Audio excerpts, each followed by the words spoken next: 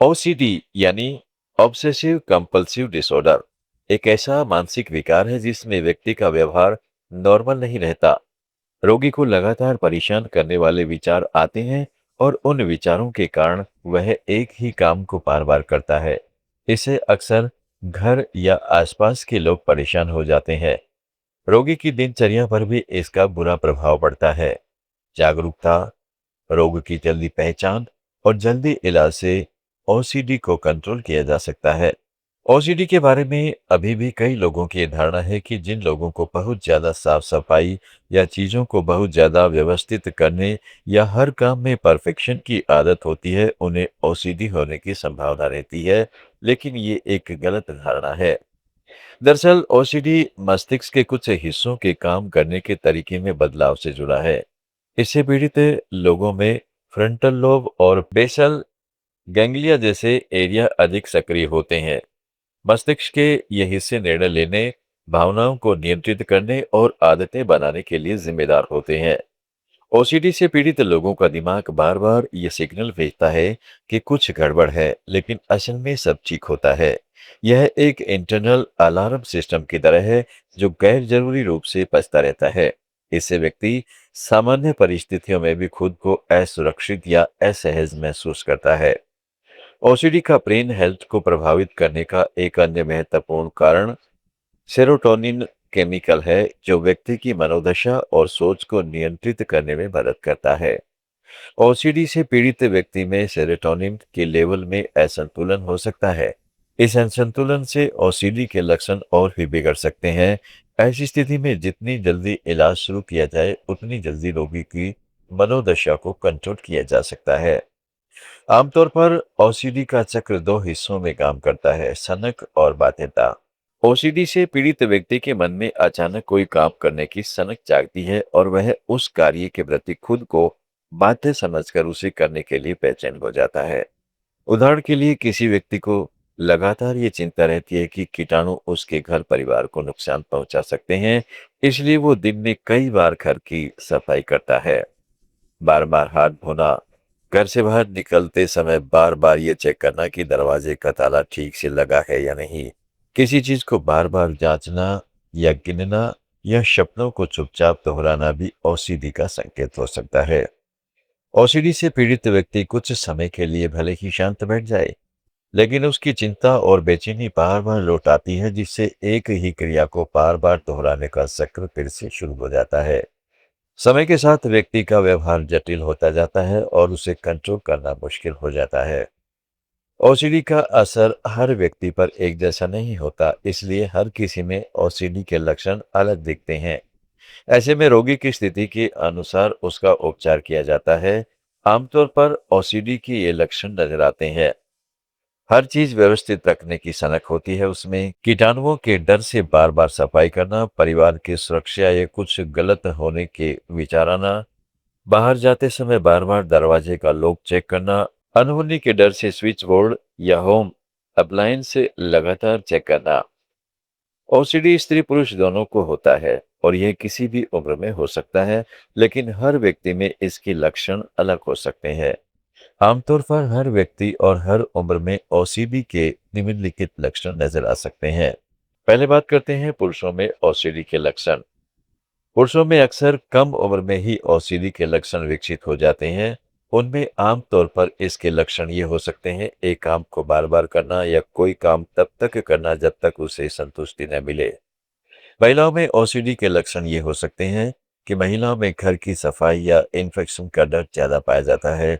उन्हें इस बात की चिंता रहती है कि गंदगी या कीटाणुओं के कारण उनकी या परिवार की सेहत को नुकसान हो सकता है। कुछ मामलों में महिलाओं में पीरियड से प्रेगनेंसी और प्रेगनेंसी के बाद हार्मोनल बदलाव के दौरान उनके व्यवहार में बदलाव नजर आ सकता है। बढ़ती उम्र में ओसीडी के लक्षण। उम्र का भी ओसीडी पर प्रभाव पड़ता है। कुछ उम्र के साथ ओसीडी के लक्षणों को मैनेज करना सीख जाते हैं, खासकर वो लोग जो ओसीडी का इलाज कराते हैं। ओसीडी का इलाज न किया गया तो यह रोग बुढ़ापे तक पीछा नहीं छोड़ता। उम्र बढ़ने पर याददाश्त कमजोर होने लगती है। ऐसे में ओसीडी की समस्या भ्रमित कर सकती है। उदाहरण के लिए, एक काम को बार बार याददाश्त की कमजोरी समझा जा सकता है, जबकि वो ओसीडी के संकेत भी हो सकते हैं। अब बात करते हैं कंट्रोल संभव है या नहीं। ओसीडी को कंट्रोल करने के लिए जरूरत है इस रोग के प्रति जागरूकता और रोगों को पहचानने की। ओसीडी को पूरी तरह से रोका नहीं जा सकता, लेकिन रोग की जल्दी पहचान कर उपचार से इसके प्रभाव को काफी हद तक कम किया जा सकता है। ओसीडी के सबसे प्रभावी उपचारों में से एक है कॉग्निटिव बिहेवियर थेरेपी, यानी सीबीटी, जो विशेष रूप से कंपोजर एंड रिस्पॉन्स प्रिवेंशन विधि है। इस थेरेपी में व्यक्ति को धीरे धीरे उन स्थितियों से संपर्क में लाया जाता है जो उसकी चिंता और बेचैनी को बढ़ाते हैं। इससे व्यक्ति को अपनी चिंता, बेचैनी और ओसीडी के चक्र को तोड़ने में मदद मिलती है। थेरेपी और दवाओं के अलावा हेल्दी लाइफस्टाइल, पर्याप्त नींद, रेगुलर वर्कआउट और तनाव को कंट्रोल करने के लिए मेडिटेशन और ब्रीदिंग एक्सरसाइज भी जरूरी है। इसके साथ ही परिवार का सपोर्ट रोगी को जल्दी ठीक होने में मदद कर सकता है। फिट इंडिया में दोस्तों अब बात करते हैं आंखें फड़कना शुभ अशुभ नहीं, बल्कि ये शारीरिक असंतुलन का संकेत होता है। आइए इसकी बात करते हैं। आंखों का फड़कना एक आम समस्या है जिसे हम सब अनुभव करते हैं। कई लोग आंखों के फड़कने को शुभ अशुभ संकेत भी मानते हैं, लेकिन कई मामलों में ये स्ट्रेस, थकान, नींद की कमी, ज्यादा स्क्रीन टाइम या विटामिन की कमी का कारण भी हो सकता है। अगर बार बार या लगातार आंखें फड़क रही हैं तो इसका कारण जानकर उचित इलाज और लाइफस्टाइल में बदलाव करना जरूरी है। आंखों के फड़कने को ज्यादातर लोग नजरअंदाज कर देते हैं, लेकिन कई मामलों में यह शरीर का संकेत हो सकता है कि आपको थोड़ा आराम करना चाहिए या शरीर के इशारे को समझना चाहिए। आंखों का फड़कना आमतौर पर हानिकारक नहीं होता, लेकिन बार बार या अधिक समय तक ऐसा होना शरीर में किसी असंतुलन का संकेत हो सकता है। ऐसे में यह समझना जरूरी है कि शरीर आपको क्या संकेत दे रहा है। अगर आंखों का भड़कना कई दिनों या हफ्तों तक बना रहे, आंखों में लालिमा, सूजन या दर्द हो, आंखें बार बार अपने आप बंद हो जाएं या चेहरे के अन्य हिस्सों में हलचल महसूस हो, तो गंभीर संकेत हो सकते हैं। ऐसी स्थिति में तुरंत अपनी जांच कराएं। आमतौर पर लाइफस्टाइल से जुड़ी इन गलत आदतों के कारण आंख फड़कती है। नींद की कमी, पर्याप्त आराम न मिलने से आंखों की मांसपेशियों पर दबाव पड़ता है, जिससे वे फड़कने लगती हैं। तनाव, स्ट्रेस लेवल बढ़ने पर शरीर में हार्मोनल बदलाव होते हैं, जिसका असर मांसपेशियों पर पड़ता है। इसमें आंखों का फड़कना भी शामिल है।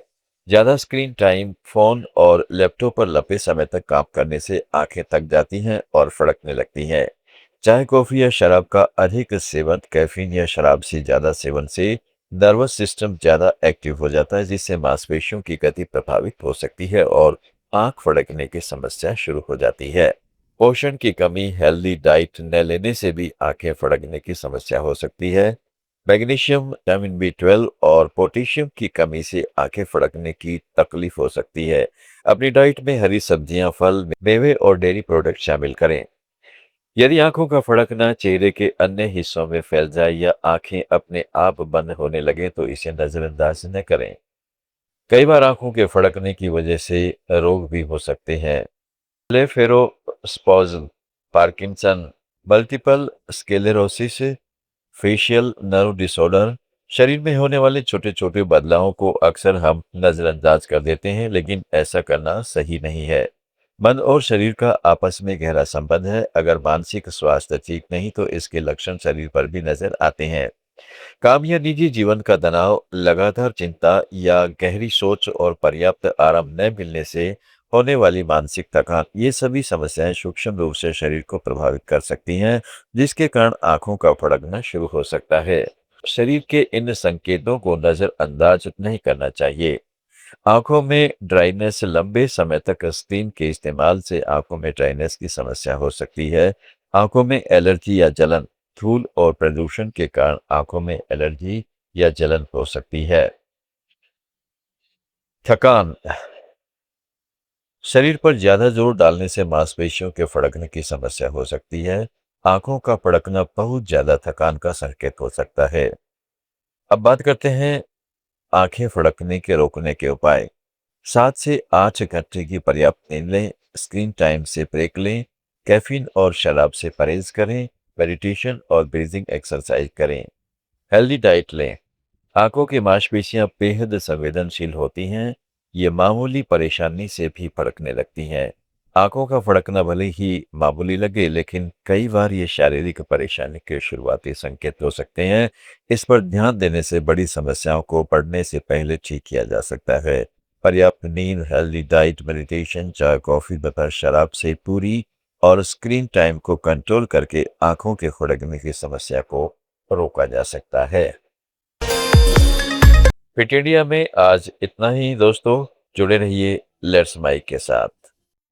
आप सुन रहे थे let's make more than radio. Follow कीजिए हमें हमारे सोशल मीडिया प्लेटफॉर्म्स पर। आप सुन रहे थे लेट्स